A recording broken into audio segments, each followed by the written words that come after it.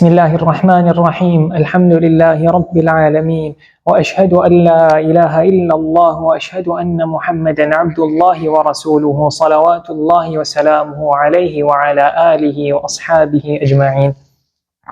So tonight inshallah we're going to do the chapter on salaah-tul-eid and inshallah try and cover as much as possible of this chapter. So starting, they give the reason why Eid is called Eid. Eid from the root letters Ain, Waw, Dal. The word Aada, Ya'udu, Eid comes from there.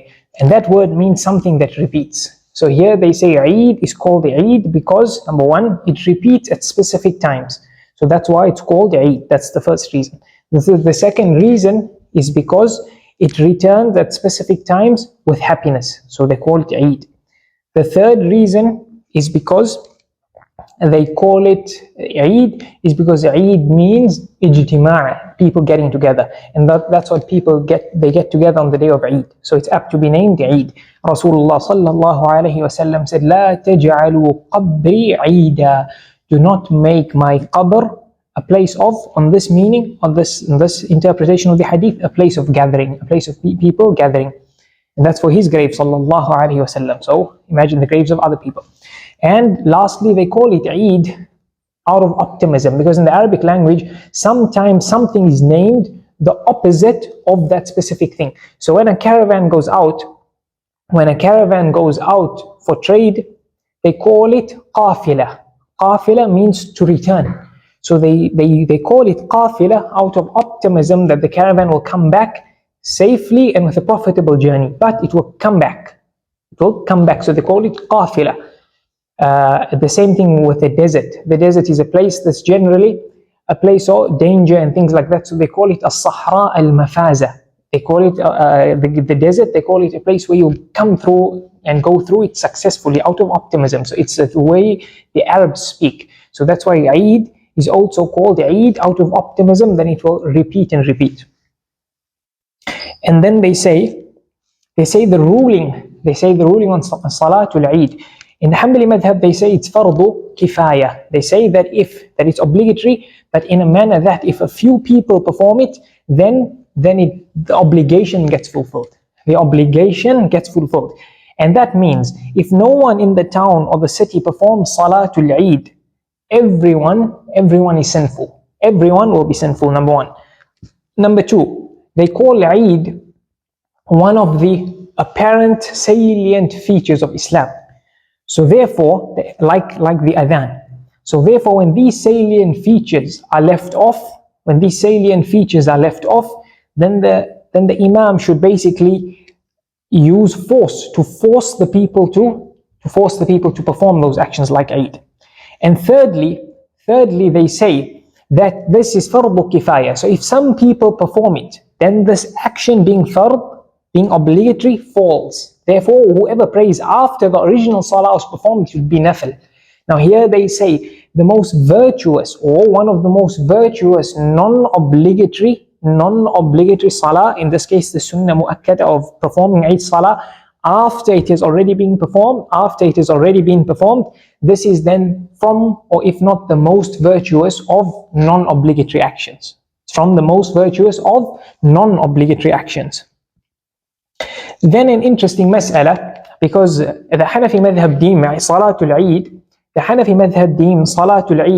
wajib on every person.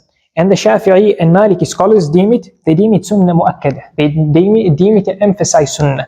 So here some of the hanbali fuqaha, they touch on an interesting mas'ala where they say if the imam deems salaah-tul-eid sunnah and you deem it fard, that means now your intention is different to the imam's intention. Number one, different intentions. Number two, you are performing a salah that's somewhat obligatory and he's performing a nafil salah. He's performing a non-obligatory sunnah salah. We can call it nafil in the sense that they're both non-obligatory. So generally, the intention in salah, other than the Shafi'i madhab, the intentions must be in line. And the manner the salah gets performed must be the same between the imam and the follower. And in general, they must be performing the same salah. And so therefore, if a person is reading 4 rak'ah, let's say before dhuhr, 4 rak'ah sunnah, a person who wants to perform the farad salah can't go and pray with him, the man reading sunnah, and perform jama'ah, and then this man is performing sunnah as imam, and this man behind is performing a farad salah. They allow it the other way they allow it in certain cases, but this way they don't allow it. So that's why some of the fuqaha have said, would the salah be valid here in this case? And from the hanbali fuqaha who've touched on this mas'ala, they said in this case it would be allowed. So they allowed it in this case, and even though the imam is on a different madhab, which deems the salaah-tul-eid sunnah, and this man is performing a farad, a salah that has a connection to it being farad, because it's farad kifaya. And then they say the reason, the evidence for salaah-tul-eid, they say Allah says for the salaah-tul-eid and for the ruling of salaah-tul-eid, Allah says فَصَلِّ لِرَبِّكَ وَانْحَرْ. They say the ayah in the Quran says perform prayer for your Lord and slaughter. So فَصَلِّ لِرَبِّكَ, this verse, this part of the verse, and pray for your Lord. A number of the Salaf, like Ikrimah, like Ata, like Qatada, etc., they said this refers to salaah-tul-eid. This refers to salaah-tul-eid, number one. Number two, it's a command, and generally the commands are for something that's obligatory on each person, or obligatory on a group, And the fact that Rasulullah ﷺ, when he was a resident, he never left it off, and so the Khulafa Rashidun, those rightly guided for Khalifa of Islam, they also never left it off. So Rasulullah ﷺ, he didn't pray it when he was traveling, but he always prayed it when he was a resident, which indicates that this is an communal obligation, fard kifaya. And then they speak about إذا تركها أهل بلد قاتلهم الإمام. So we said that if the people of a city or a town do not perform these, let's call in this case salaah-tul-eid, then the imam would basically use force to force them to perform the salah. So here they say that if in this city or town they are the amount of people needed to perform salaah-tul-eid, which are 40 people in the hanbali madhab, along with shafi'i, 40 people. The hanafi madhab differ, they say 4. In the maliki, if they have the same rule as jumu'ah here, then they'd say 12, because most of these masail, most of the scholars connect it to jumu'ah. So how many people you need for jumu'ah, same for eid, same rules for khutbah, most of the time will be for eid, etc.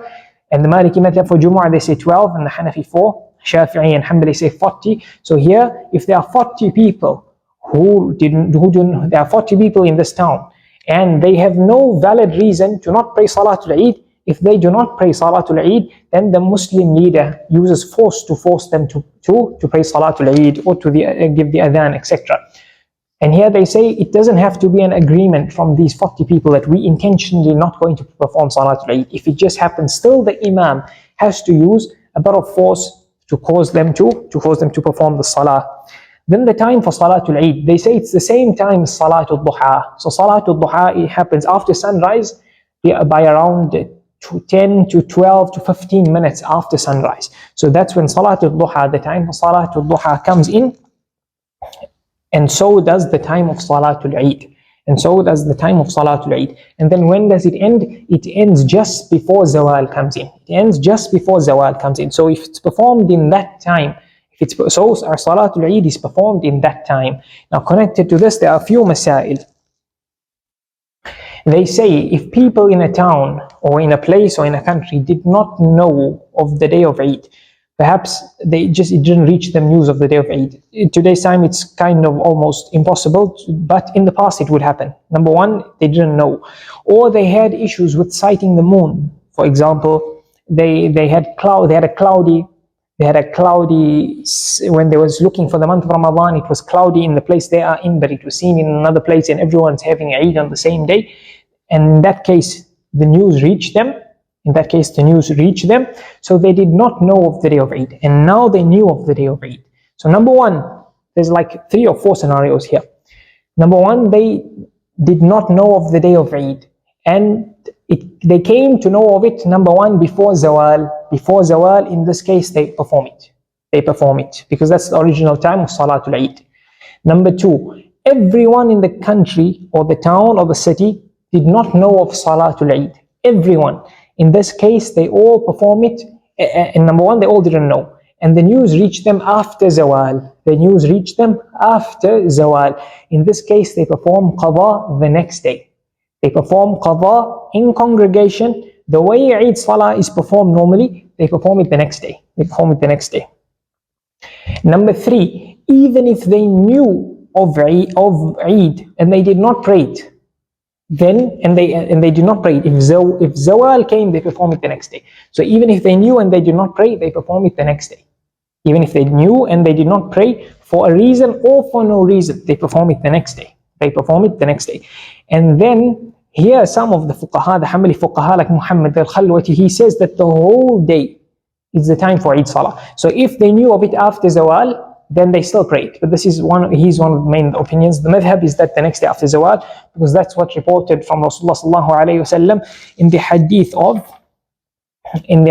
Abu Umair ibn Anas radiyallahu anhu, who narrates from some of his uncles from the Ansar that it was the day of Eid, but Rasulullah sallallahu alayhi wasallam and the Sahaba in Medina did not know. So they fasted, and then later in the day, a traveler came from the outside and informed them that actually the moon has been sighted. So Rasulullah sallallahu alayhi wasallam, this was after zawad, it was in the afternoon. So Rasulullah sallallahu alayhi wasallam told them, perform salaah-tul-eid. Let's break your fast, and we'll perform salaah-tul-eid on the next day. We'll perform salaah-tul-eid on the next day. And then they say, even if the salah is not performed for a reason or for no reason, even after one day, even after more than one day, 2 or 3 days go by, they did not pray it, or they did not know of it, hence they did not pray it. Then in this case, they still perform it together, and they perform it before zawal, as how it would be performed on the original day. And then when one person misses the Eid Salah, this person, he can perform the qadha. Either before zawal or after zawal. He can perform it alone, or he can perform it in congregation. Anas radiyallahu anhu missed the Eid Salah. So what he did when it reached him the news of Eid Salah, or when he got a chance to perform the Eid Salah, he gathered his family members and he performed the Eid Salah with them. He gathered his family members and he performed the Eid Salah with them, and he performed it in which manner? In the manner it's originally performed. And that takes us to a third mas'ala. A person who misses the Eid Salah. He has 3 options how to do qadha in the Hanbali madhab. In general, most of the schools, except for the Hanafi, I'm going to touch on the Hanafi separately just now, most of the 3 schools, they say that qadha is done in the manner it's done, in the manner it's originally done. It's done in the manner it's originally done. The Hanbali madhab, the fuqaha give 3 options. Either he performs it 4 rak'at, himself, like how you perform salah, or like how you perform salatul-dhuhr, or you perform it 2 rak'ah. So this would be deemed salatul-duha. They say it's been narrated like this from Abdullah bin Mas'ud radiyallahu anhu. The other option is a person performs it 2 rak'ah exactly as it's originally performed, and they say that's the way Anas radiyallahu anhu did. The third option the madhab gives is that you can do either. You have a choice to do manner 1 or manner 2. Why? Because both have been narrated from the Sahaba. So either 4 rak'at with 1 salam like dhuhr, or even without the sitting in between the second and the third rak'ah. So you stand up immediately after the second rak'ah. That's your first option. And the other one is to perform 2 rak'ah with the extra takbeeraat, exactly how it would be performed on the day of Eid. Then another question comes here. Some of the fuqaha mention that usually when you have to do qadha of, let's say, a fard salah or even a sunnah salah, when it's chance to do qadha, you have to do it as soon as possible. So what's the reason there's a delay here? Because if you know about it after zawal, why are you allowed to delay until the next day? The general principle is that you do it immediately. And who mentions this mas'ala? Again, Shaykh Muhammad al-Khalwati in his Hashia al-Khalwati on Muntaha al-Iradat. So he says here that here in this case the sunnah has made this a specific scenario where you do not perform qadha immediately. But his madhab himself, his opinion himself is that you do qadha immediately when you get the news of it, if it's before sunset. Now another thing connected to a person who misses the salah himself. We said how he does qadha in terms of the man of the salah, how he does it in terms of alone or together. The last thing is the last difference between a person missing salah himself and the whole town missing salah is that this person, he has chance to perform qadha until sunset. So once sunset comes, if he's not performed qadha, then there's no qadha for him. They call it sunnah fata mahalluha, that this sunnah salah, because it's already fard kifaya, is done already, so for him it will be an optional salah. It will be an optional salah, it will already be done. So in this case, it's the optional salah, not that it will already be done, sorry, I didn't mean that, but this optional salah, its time would have gone. Its time's until sunset. But if the whole town missed it, or the country or the city missed it, then they perform it the next day, or days after they have a chance to perform it until. Another mas'ala connected to this, generally there's a trend, or there's allowance for a person. Let's say he's performed the fard salah, then he sees somebody else who's come late for the fard salah, and he's going to perform the fard salah alone. So this is what happened. Rasulullah saw a man performing salah alone after, I think, the Fajr Salah, if I'm remembering correctly. So he said, "Man yatasaddaq ala hadha?" Who will give this man charity? Meaning, who will allow this man? Which person will allow this man of getting the reward of a Salah in Jama'ah by voluntarily praying with this person? So then, in this case, you are praying a nafil Salah behind somebody praying a fard Salah, and you are doing this to help him get the more reward instead of a salah performed alone. Now it's in congregation. So if you see a person who's missed the Eid Salah and you've performed it already, can you then perform the Eid Salah with him so that he can get the reward of a congregation? The answer to that would be no, you don't, because the Eid Salah is not a Salah that's repeated. You don't repeat the Salah, the manner it's prayed, all of these things are specific, you do not repeat it.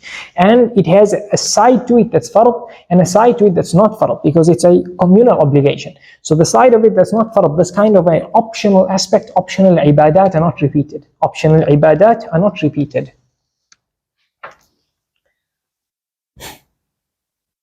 Then in the Hanafi madhab, they say that if the whole town could not perform the Eid Salah for some other reason, the whole town or city or country, then they have chance until tomorrow at zawal to perform it. They have chance until tomorrow at zawal. After that, it's finished, the time is gone. And they say if a person missed the Salah himself, this is only one person, then in this case what would happen? They say Eid Salah can be performed in many places in a town or city. So they say this person, he missed the salah, he should try and perform the salah at another place if he's capable, if he's able. If he is not, then he performs 4 rak'at of salaah-tul-duha. They say this will not be qadha even, because qadha should be done how it's originally done. And this man is going to perform it, he's going to perform it differently. And based on this, interestingly, the Hanafi madhab, they give a riddle. They say which type of wajib salah, because in the Hanafi madhab, if you break a wajib salah or sunnah fast, basically an action that's obligatory or even nafil action, you have to repeat it, you have to do qadha of it. So they say which obligatory salah, this is a wajib salah because it's wajib on every person, which wajib salah that a person broke and he does not have to do qadha of it. So they say salaah-tul-eid. They say salaah-tul-eid because it's wajib on every person when the stipulations are found. So this person, he entered with the imam, he started the salah with the imam, his wudu broke, something happened, so he missed the salah. In this case, if he cannot perform salah somewhere else, he doesn't do Eid Salah alone. He does not do Eid Salah alone, and he's missed the Eid Salah. He performs 4 rak'ah salaah-tul-duha. Why Ibn Mas'ud radiyallahu anhu did that, as we said. So then they say that salaah-tul-eid should be performed. Yes?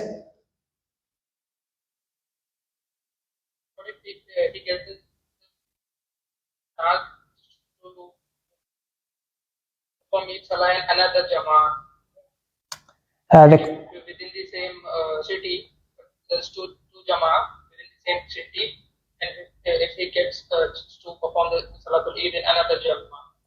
If his salah broke and then somewhere else in the city they are praying their Eid Salah, if the person's salah broke, Eid Salah, and in another area of the city or town they are performing the Eid Salah, that person can go there and perform the Eid Salah with them.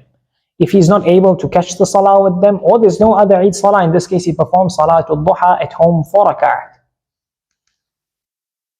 Clear?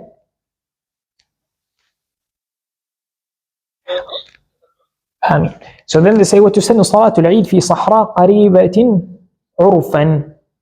So they say the sunnah is to perform salah in an open area. In an open area that's near the city. If it's outside the city, it must be near, not too far out they go.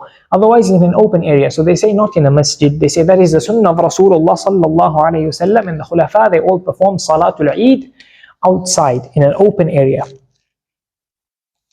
And they say وَيُسَنُّ تَقْدِيمُ صَلَاةِ الْأَضْحَى وَعَكْسُهُ الْفِطْر. They say it's sunnah to perform eid-ul-adhaa, salatul-eid on the day of adha, as soon as possible. As soon as the time comes in, you perform salatul-eid on the day of adha, the day of the day you slaughter. They say for a couple of reasons. Number one, they say that because they say then you can mimic and imitate the actions that the people are doing that are in Mina, because then they're going to slaughter as well. So then you slaughter as well, number one. Number two, because one of the main objectives on the day of Eid, on the day of Eid-ul-Adhaa, is to slaughter. So the earlier you can get started, because slaughtering is not valid until after the main Eid Salah, after the first Eid Salah, and the Fard Kifaya, or the main Eid Salah is performed. Only after that are you now allowed to slaughter. So then it gives you more time to slaughter. And on Eid-ul-Fitr, they say the sunnah is to delay it a bit. The sunnah is to delay it a bit. Why? Because as we said last week, when is the sunnah time for giving zakatul fitr? They recommended the best time, they say before going out to the Eid Salah. So if you delay it a bit, it gives people more time to give out the zakatul fitr. The best time is from Fajr until Salatul Eid. So if it's delayed a bit, people have more time to give out their zakatul fitr. And they also say, because it's been reported, روى الشافعي مرسلا. So it says here that Imam Shafi'i narrated. Now some of the ulama say you do not say Imam Shafi'i narrated, because the Musnad of Imam Shafi'i, it's not the Imam himself, it is Abu Bakr Abu al-Abbas al-Asam. So you say he narrated it in the Musnad of Imam Shafi'i, and you don't say Imam Shafi'i narrated it. But the end result is one, so it's a small thing. So they say here, it's been narrated in the Musnad of Imam Shafi'i that Rasulullah sallallahu alayhi wa sallam wrote to Amr ibn Hazm. So now this is a famous text, a famous written, where it's Rasulullah sallallahu alayhi wa sallam wrote to Amr bin Hazm, and there are a number of rules of fiqh narrated in this little paper that Rasulullah sallallahu alayhi wa sallam wrote to him. But this hadith has been narrated mursalan, meaning it's not narrated from the Sahabi, it's narrated from the Tabi'i to Rasulullah sallallahu alayhi wa sallam, because this has been narrated from some of the grandchildren of Amr bin Hazm. So here, while the hadith, according to the muhaddithin, might not be authentic, the ulama have generally, they've used many of the ahkam in these papers Rasulullah sallallahu alayhi wa sallam wrote to him, even like how much to pay for injuring or for killing somebody and things like that. It's all in there. So this falls into the rule that's called istishab al-ijma'. So though this papers itself and this hadith itself might not be authentic itself, but the ulama practice on many things here. And we're going to touch on interesting masail a bit later on, sometimes using weak ahadith for ahkam, for rulings, and the role of that in fiqh. So here Rasulullah sallallahu alayhi wa sallam wrote to him that he should rush Eid-ul-Adhaa, to do it as soon as possible, and delay Eid-ul-Fitr a bit, and remind people, give them some words of advice. And then they say on the day of Eid-ul-Fitr, it is sunnah to eat something before going out to the musallah. So they say what? The Hanafi madhab phrase this mas'ala, they say يَأْكُلُ حُلْوًا, they say you eat something sweet. They say you eat something sweet before going out. And then those who explain this text of the Ahnaf, they mention what the other schools mention, and they say it's recommended if a person can find, then he should eat dates. He should eat dates. If he doesn't find dates, then something sweet. So he eats dates. And how many does he eat? He eats an odd number of dates. This is what Rasulullah sallallahu alayhi wa sallam used to do. He used to eat an odd number of dates.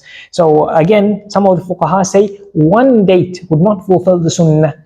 Some of the wordings of the hadith says وَيَقْطَعُهُنَّ وِتْرًا. He should eat them in an odd number. So them, hunna, indicates more than one. So 3 upwards, 3, 5, 7, 9. So that's what should be done on the day of Eid.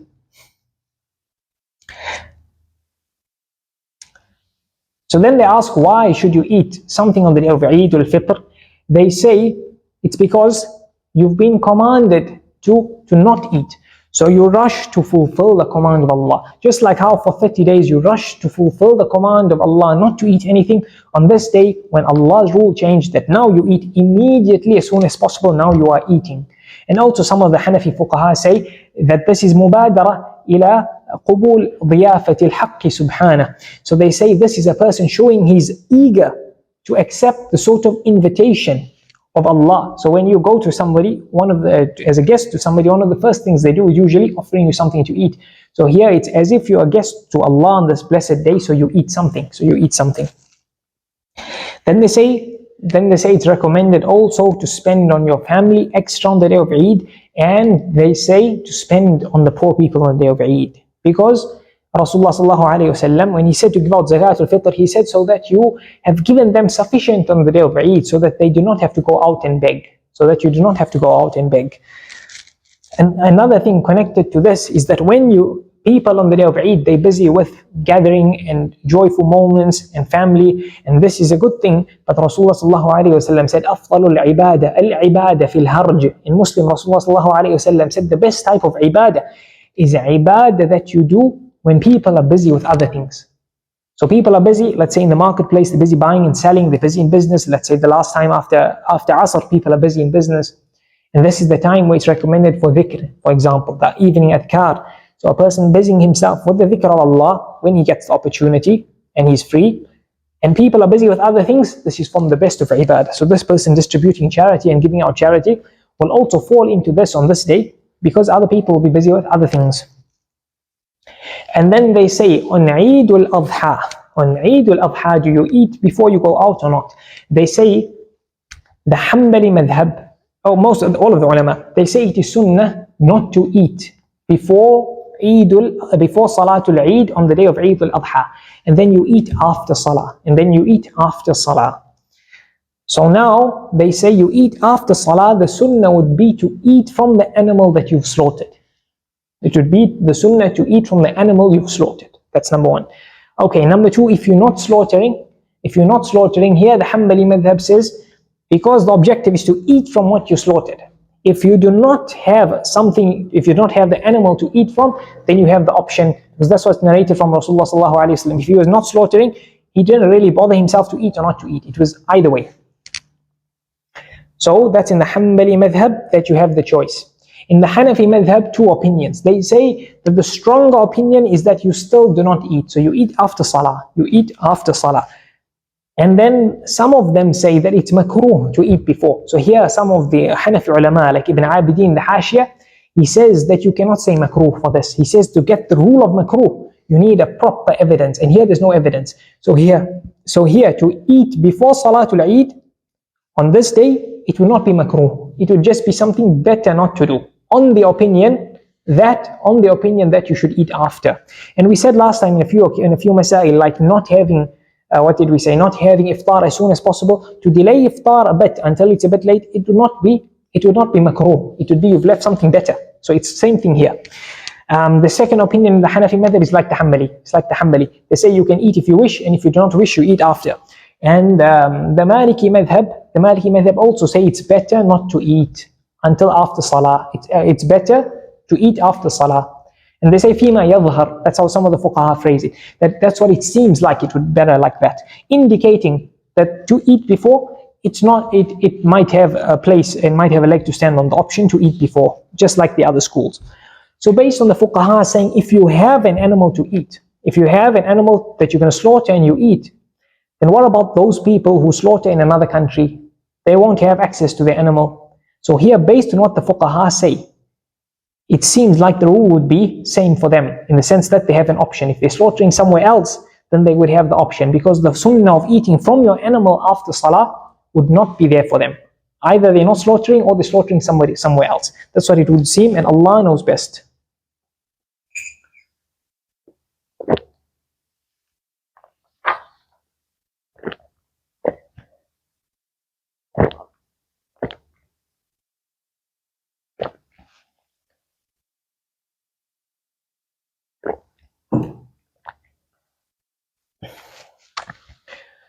Next, the fuqaha say, now when you eat from the animal,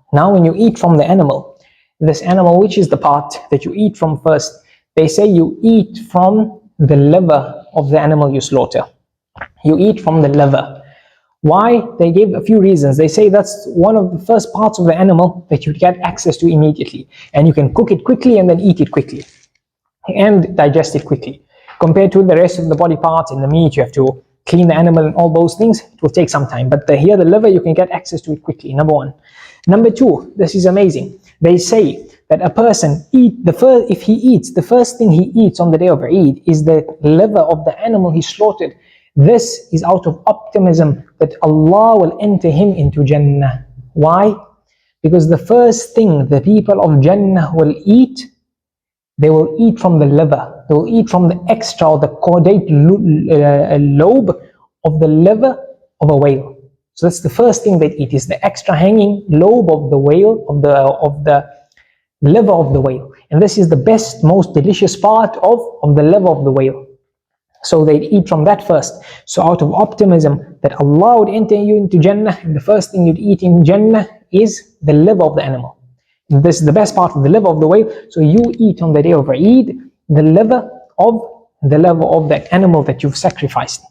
In this hadith, Anas bin Malik radiallahu anhu narrates in Bukhari and Muslim that Abdullah bin Salam, when he heard Rasulullah sallallahu alayhi wasallam came to Medina, he went to Rasulullah sallallahu alayhi wasallam. He said, I have 3 questions for you. No one knows the answer except for a prophet. One of these 3 questions were, what is the first thing the people of Jannah will eat?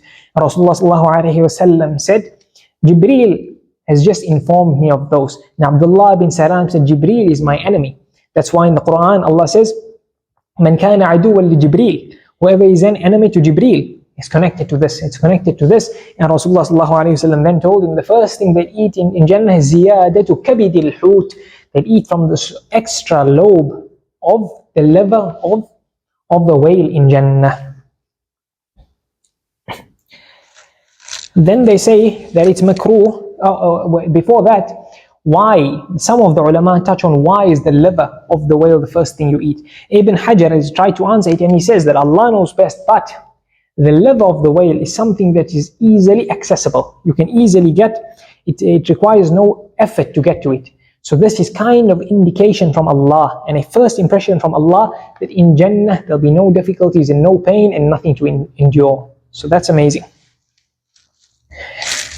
Then they say it's makruh to perform salaah-tul-eid in a masjid without valid reasons. When there's a valid reason, then it's not makruh.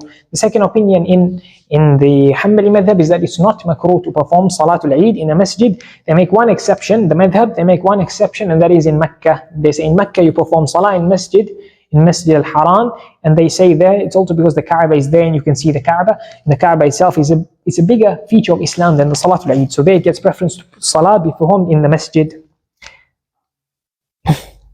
And then they say it's mustahab for an imam to appoint another imam or the leader to appoint another imam to perform salah in the masjid with those people who are not able to go perform salah outside in the open area. So like the elderly people or those who are ill or weak, then they perform salah in the mosque, and then it's mustahab for there to be another imam to pray with them. And they say it's mustahab to have khutbah as well, and they say it's also better that those people in the mosque do not perform Eid salah they do not perform Eid salah before those people outside. They say it's fine if they do so, and the fard kifaya would fall, but it's better that those outside perform it first. And then they speak on a mas'ala on what's the ruling of ibaadah on the night of Eid.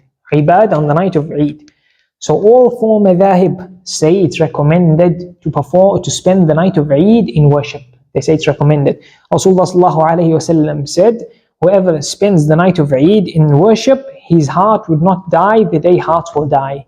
This hadith is actually a very weak hadith. This hadith itself is a very weak hadith. So to prove this virtue might not be there because of the weakness of the hadith. But in general, this is a virtuous night where ibadah is to be performed. Hence all the madhahib mention it. The maliki madhab say that the ibadah would be fulfilled if a person performed the ibadah in the last third of the night. How do we calculate last third? We gave some maths in one of the earlier lessons, how to divide the night. And the other opinion, the maliki madhab say it's better if the whole night was spent in worship. The Shafi'i school say that you perform most of the night in worship. And some other ulama, like some of the ahnaf, they say that to perform isha in jama'ah and then have the intention to perform fajr in jama'ah would count as if ibadah is done the whole night. As the hadith that comes to this meaning is also narrated from Abdullah ibn Abbas. Some other scholars also say, even some maliki scholars, they say even with a portion of the night you performed worship, that would count. And then the meaning of the hadith that your heart would not die on the day when hearts die, they refer to a death and after death. Moments when the heart would shake and the heart doubts would come to it and difficulty would come to it. Your heart that worshipped on the day of Eid, the night of Eid, if these are hadith are not authentic, but on the meaning of the hadith, your heart would stay firm and it would stay content and would be staying calm. So then they say, this has also been narrated from many of the Salaf that they performed ibadah on the night of Eid. And Umar ibn Abdul Aziz wrote to Adi ibn Artah that عليك بأربع ليال فإن الله يفرغ فيهن الرحمة. You try and do ibadah on 4 nights, because on these nights Allah sends down His mercy. And that is the 2 nights of Eid, the 15th of Sha'ban and the 1st of Rajab. And the Shafi scholars mention that 5 nights dua is answered. 5 nights dua is answered. 2 of them, the night of Eid, 3rd, the night of Jumu'ah, the 4th, 15th of Sha'ban, and the last one is the 1st night of Rajab. So even like the hanbali madhab, they say it's makruh to spend the whole night in worship. They make an exception on a few nights. Number 1, 15 Sha'ban, number 2, the night of Eid. They say it's not makruh to spend the whole night in worship. Then they say it's sunnah for those who are not the imam, the followers, to attend the Eid Salah from early. So you can get a close place to the imam, you get the reward of all the steps to the Eid Salah and for waiting for the Eid Salah. And they say Abdullah ibn Umar radiallahu anhu used to go out for salaah-tul-eid from after sunrise.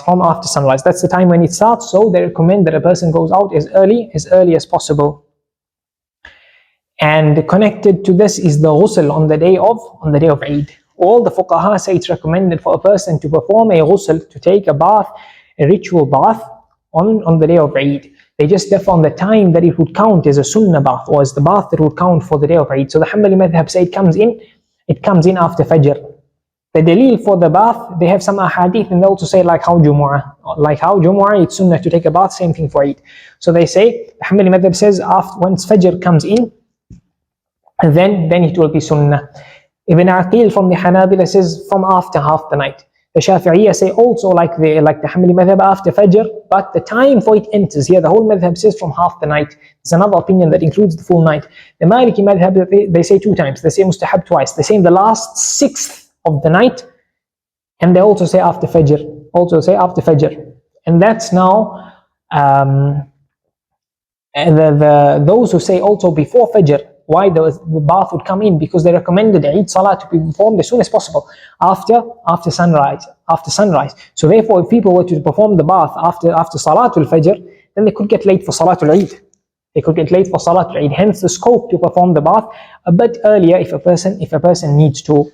But like the Maliki madhab will say, before the last 6th, it would not count. It would not count as you would not get the reward of doing this specific sunnah.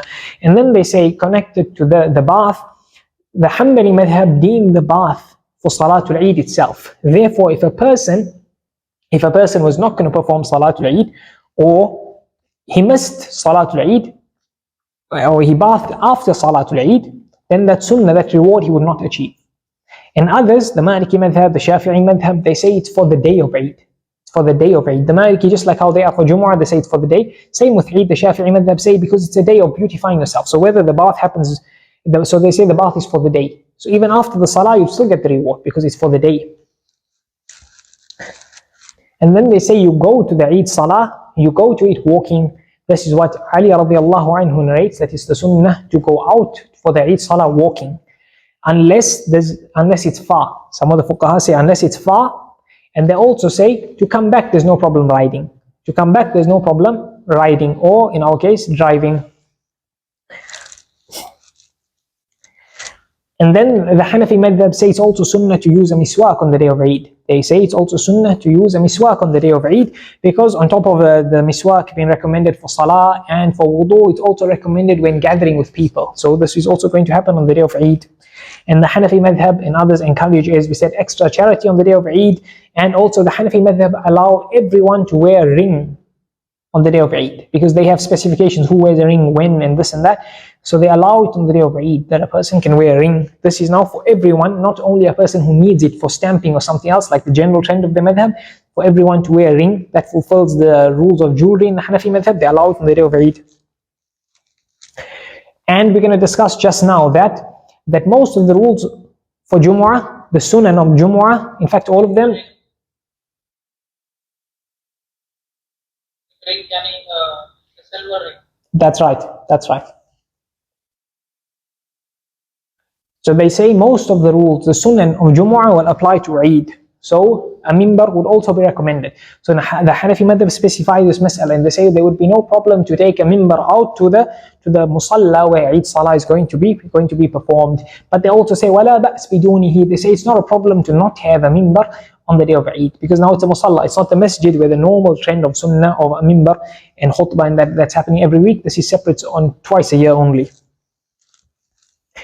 And they recommend a person using his best perfume, except for ladies who go out for the Eid salah or they go out in general, then no perfume, and they should not wear the most beautiful clothes, because they say the fitna and those things that would occur. So they don't recommend that a woman dress up when she goes out for the Eid salah. And then connected to this is the ruling of a lady going out for the Eid salah.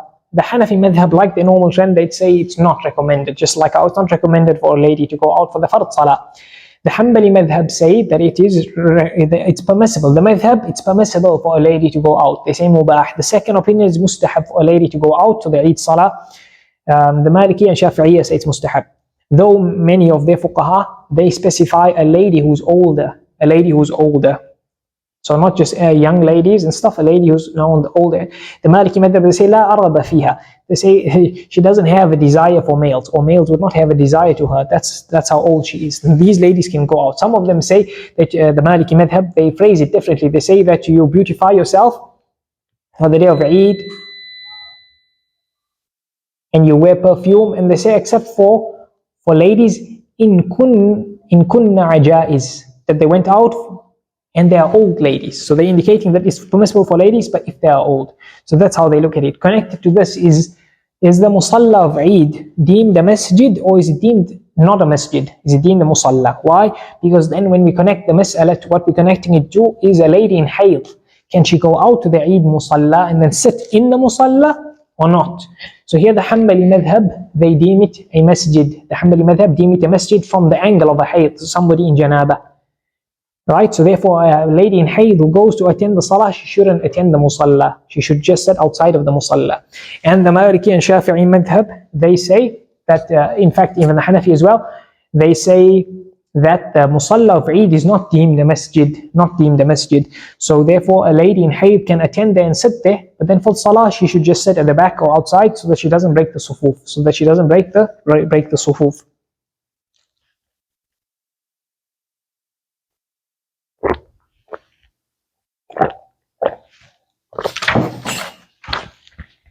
Then they say it's sunnah. We said it's sunnah for a person other than the imam to go late, to go early. For the imam, it's sunnah for him to go late, just before the time where he's going to perform the salah. He should go out, because the imam is waited for. So he should go in late, and then he should begin with the salah immediately, because that's what Rasulullah s.a.w. used to do. فَأَوَّلُ شَيْءٍ يَبْدَأُ بِهِ الصَّلَاةِ. So the hadith says Rasulullah s.a.w. went, and the first thing he'd do is begin with the salah.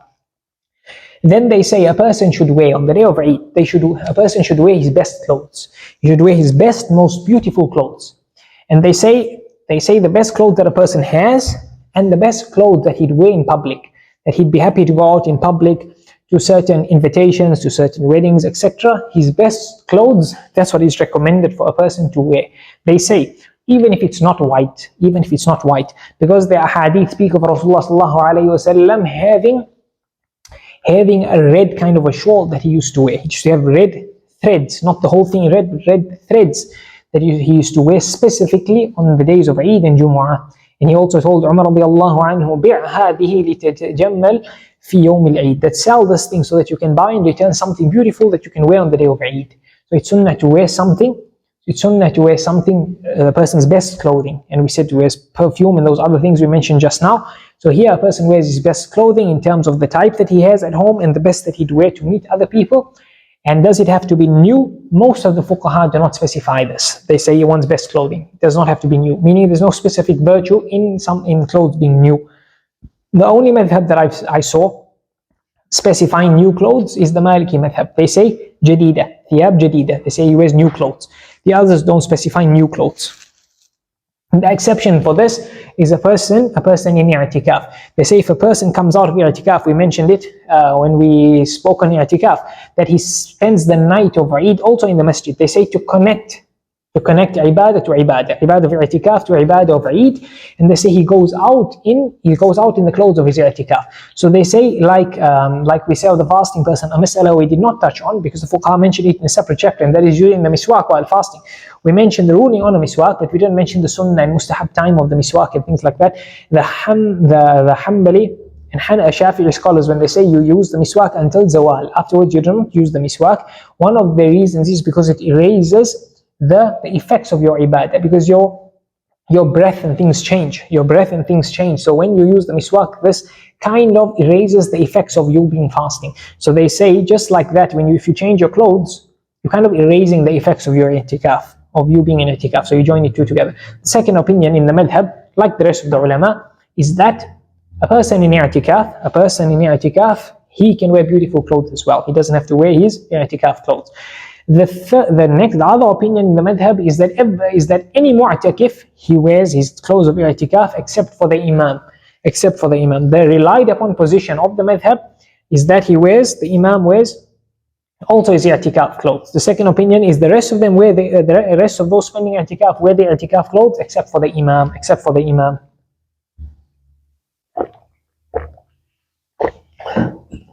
And the person spending i'tikaf before Eid can happen in the last 10 days of Ramadan, or he can spend i'tikaf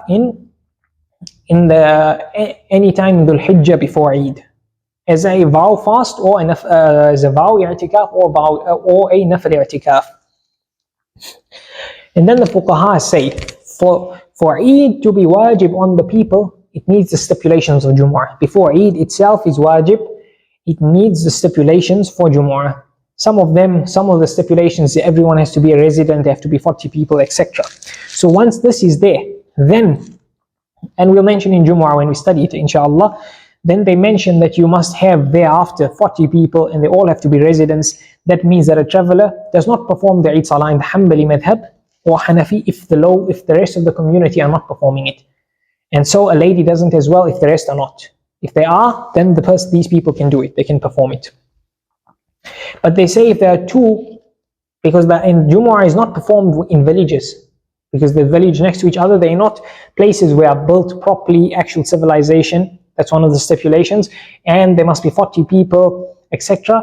In a village it's not found, but for salaah-tul-eid you can perform. Two villages close together, they come together, 40 people, they can perform salaah-tul-eid. They say because this does not recur, so it's not difficult on the people, it's twice a year. Then they say Salatul-Eid is performed only in the cities and places where Salatul Jumu'ah is performed. And they say here for Eid, as different to Jumu'ah, here you do not need the permission in the Hanbali madhab, the permission of the Imam of the Muslims to give permission for Salatul-Eid to be performed. Anyone can perform it because that's what the Sahaba did. And you can also perform it as qadha. And then an interesting mas'ala, they say, because the hadith in Bukhari, Rasulullah s.a.w. used to go out for Salatul Jumu'ah on one path, and then when he'd come back, he'd use another path. So that is the sunnah, to go out from Eid, to go to Eid Salah using one road, and then using a different way to come home again. So here they say,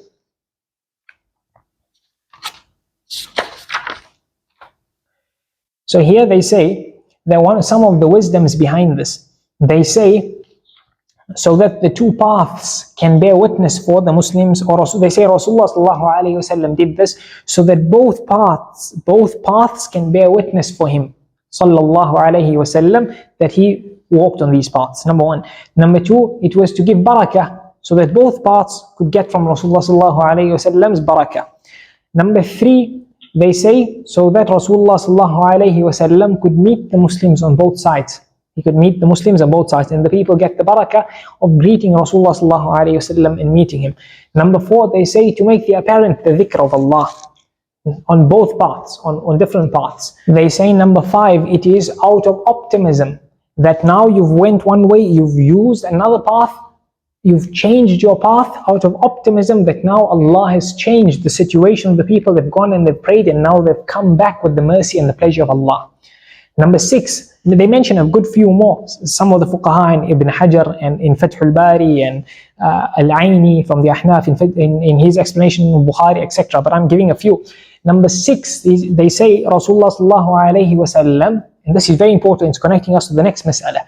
He used to visit his family members, those who are living and those who had passed on. And number seven, connected to this, others phrase it differently. They say Rasulullah sallallahu alayhi wasallam used to visit the graves of the people who are buried on different paths. So he used to go on one path visiting those people, and the other path visiting the graves of the other people. So now most of these things, there's no clear evidence for them. These muhaddithin and fuqaha mention it as possible reasons why.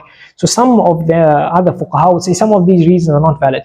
Ibn al-Qayyim rahmatullahi alayhi says all those that are possible, they can be valid. They can be valid as to why to do it. And some of the hanbali fuqaha like Zarkashi, etc., he says that even if the reason is not known, we should follow it. There might be a meaning that fits us as well. And now we say Rasulullah sallallahu alayhi wasallam used to visit his family members, those living and those who passed away. Sheikh Rais, can I just finish this mas'ala, then you can ask, so that we just finish this topic? Okay, one thing. So they say Rasulullah sallallahu alayhi wasallam used to visit his family members, those living and those who passed away, which leads us to the question of visiting the graveyard on the day of Eid. And we said that these fuqaha, these ulama who mention this, they do not have clear evidence, or I've not seen them mentioning clear evidence towards this mas'ala, towards this reason that they give. But the fuqaha mention, when they speak on visiting the graveyard on the day of Eid, the majority of the fuqaha, meaning the Maliki scholars, the hanbali scholars, the Shafi'i scholars, that I've seen, they do not specify the day of Eid as having specific virtue to visit the graveyard. They specify the day of Jumu'ah. They specify the day of Jumu'ah. Some of them Saturday as well, different times that we'll mention inshallah when we study the chapter of Janazah.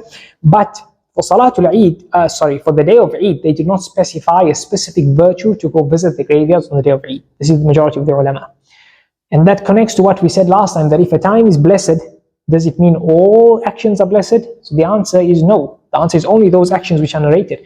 And the day of Eid, in general, there's no clear ahadith that say Rasulullah sallallahu alayhi wasallam visited the graveyard or the Sahaba. In fact, Bara ibn Azib radiyallahu anhu in Bukhari, he says Rasulullah sallallahu alayhi wasallam said of the day of Adha, he says Rasulullah sallallahu alayhi wasallam said, we begin this day with salah and thereafter we slaughter. We begin this day with salah and thereafter we slaughter. So whoever does that has followed our sunnah. So no indication of visiting the graveyard. No indication of visiting the graveyard. The Hanafi fuqaha, they mention the day of Eid as being one of the virtuous days of visiting the graveyard. And they deem it also part of the day being virtuous, so to do this virtuous action, number one.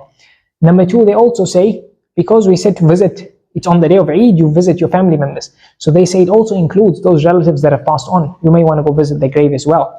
Number three, they say that also a person is on the day of Eid, is busy with happiness and visiting family and joy, but also just to remind him of the akhirah, he goes to pray and take a lesson by going to the graveyard. Go pray for his relatives and also to take a lesson reminding him of death by going to the graveyard on the day of Eid.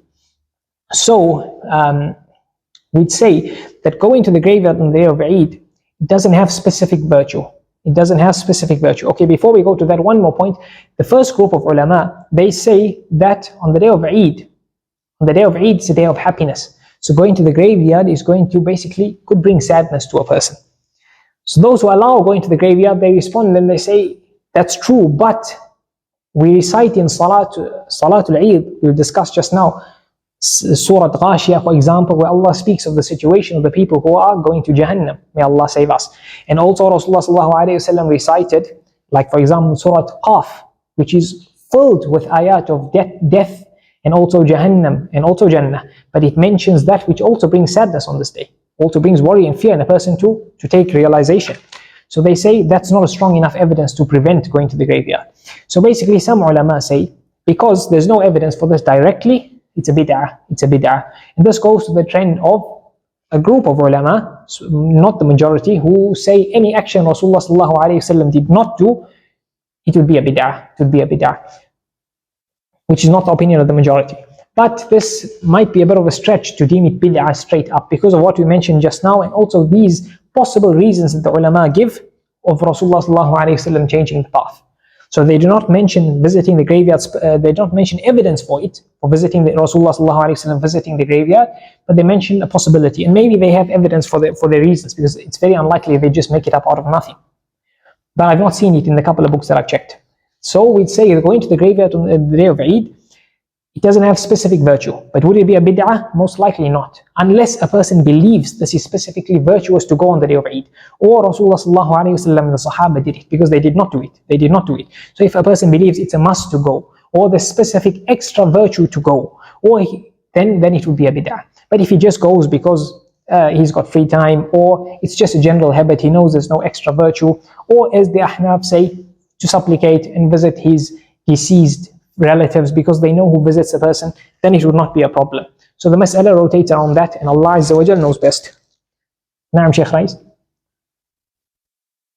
No, you answered my question. I thought it was coming on the graveyard, right?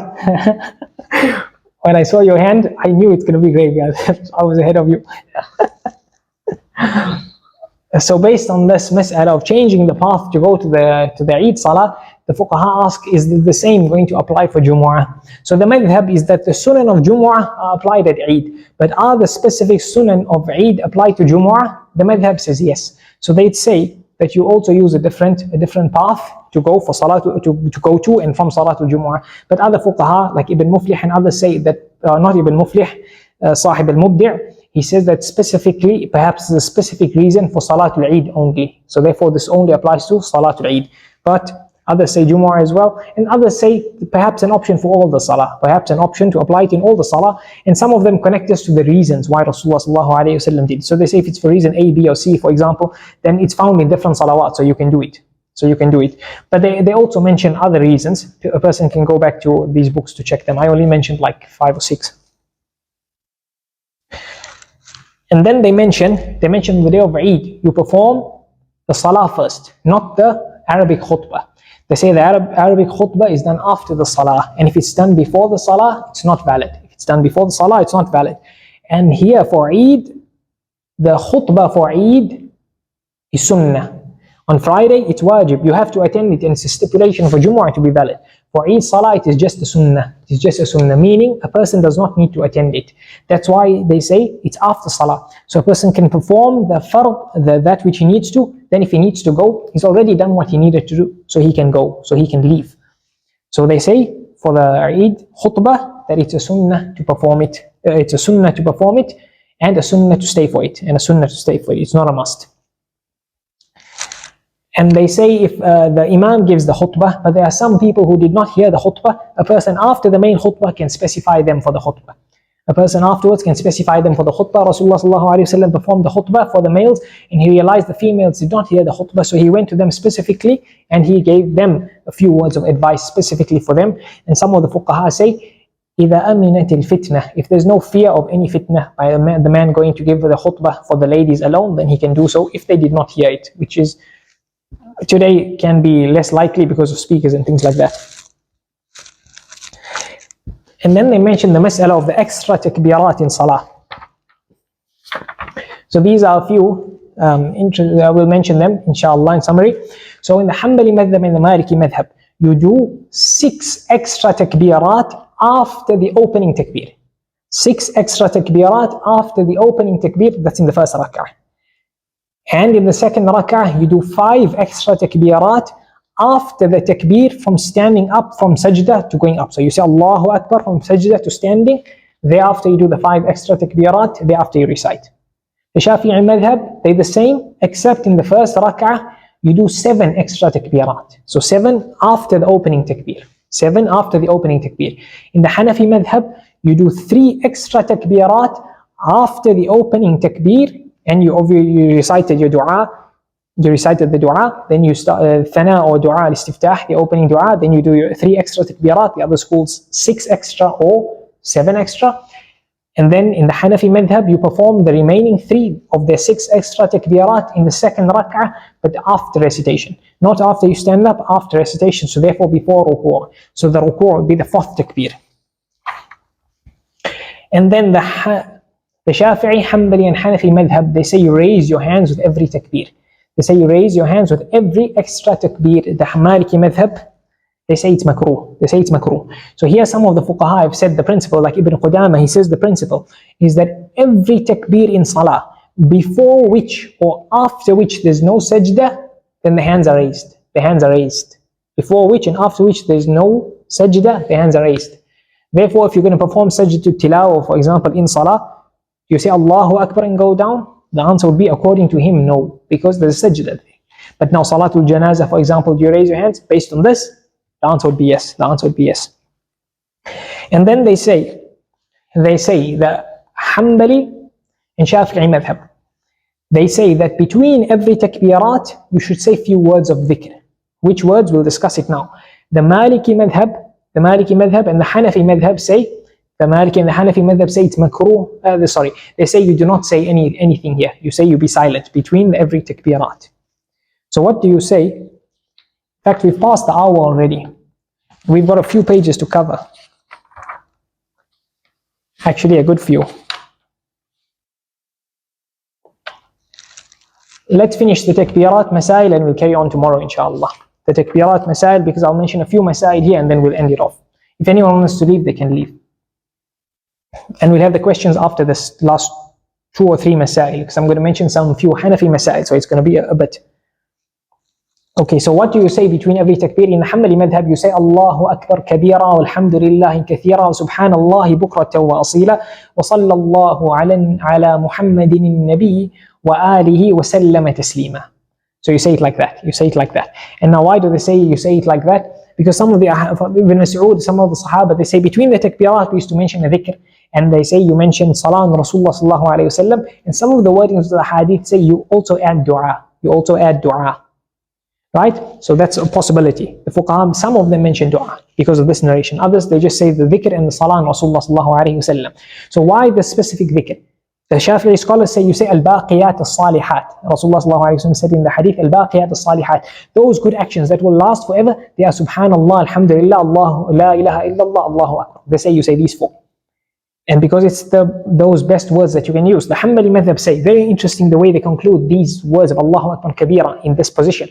They say that once in Muslim, Rasulullah sallallahu alayhi wasallam and the Sahaba, they performed salah. And someone in the congregation said these words. When some of the narrations say it was after the opening takbir. So Allahu Akbar, then he said Allahu Akbar kabira, walhamdulillahi kathira, wa subhanallahi bukratan wa asila. So they say, so this man said it here. After the salah, Rasulullah sallallahu alayhi wasallam said, who said these words? So the Sahabi said, I did. So Rasulullah sallallahu alayhi wasallam said, عجبت لهذه الكلمة فإني ففتحت السماء لهذه الكلمة. عجبت لهذه الكلمة.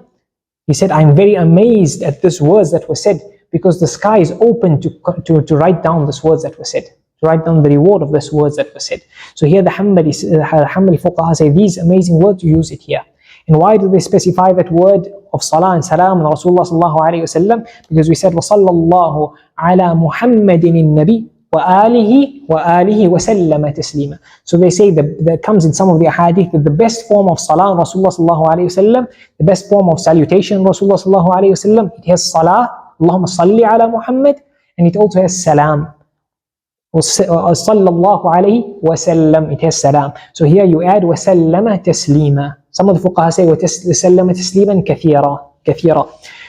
And number 3, وَصَلَّى اللَّهُ عَلَى مُحَمَّدٍ النَّبِيِّ وَآلِهِ and his family. So this al we translate as family. But most of the fuqaha, they say in dua, al Muhammad, the family of Muhammad in dua is all the believers. So you basically send salah and salam on Rasulullah sallallahu alayhi wa sallam and all the believers. Because the al of Muhammad, the family of Muhammad sallallahu alayhi wa sallam changes in some chapters. So in zakah, when they say you can't give zakah to the family of Muhammad sallallahu alayhi wa sallam, it's different to, for example, dua. So that's why they say you use these words. And Ibn Taymiyyah rahmatullahi alayhi, he says there's no specific words. And that is what the madhab themselves, they say there's no specific words, so you can use any words of praise to Allah and salah on Rasulullah sallallahu alayhi wa sallam any way you wish, and also dua if you get the chance and there's some time you can say it. The last mas'ala, and then they say here, if a person doubts how many takbeerat he said, let's use it on the hanbali madhab where you say 6 extra and 5 extra, you doubt how many, then you build on what you are sure. So if you doubt is it 3 or 4, you build on 3, because that's the certainty. So you build most of the time what's less is the certain. So I'm not sure 5 or 6, you say 5 and you do an extra one. And then if you forgot the takbir and you started Allahu Akbar and you started Alhamdulillahi Rabbil Alameen, then in that case the takbirat, other than the Hanafi madhab, I'll mention them specifically, they fall. But do they fall completely? The madhab, the hanbali madhab say that if a person remembers while he's reciting, then he'll finish the Fatiha or after his recitation of the next surah, then he can say it there. He can say it again. But it's not mustahab to do so, because it's a sunnah that's after the opening takbir and it's gone. So they say if a person remembered after Surah-tul-Fatiha, for example, then does he repeat Surah-tul-Fatiha? The answer is no. He just builds on his recitation. Then they say, وَإِنَّ رَكَ الْإِمَامَ رَاكِعًا أَحْرَمَ ثُمَّ رَكَعَ.